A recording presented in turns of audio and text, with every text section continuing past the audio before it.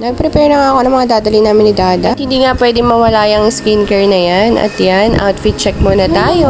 Kumaan kami sa church para sa safe na paglalakbay. At ayan, inabot na nga kami ng ulan. Nag-stop over muna kami para kumain. Ang ganda ng bahay yun, napakasimple. So nakarating kami dito sa Real around 4 p.m. na. And ito yung kinuha naming cottage. 1,300 pesos nga pala yan. And meron na siyang kasamang bed sa loob. Ayan, dafudang muna. Ayan, iniinit ko lang yung ulam. At kain na. Nakita namin yung mga bata, mga nangunguha sila ng umang. And tingnan nyo yung mga nakuha nila. Ang dami.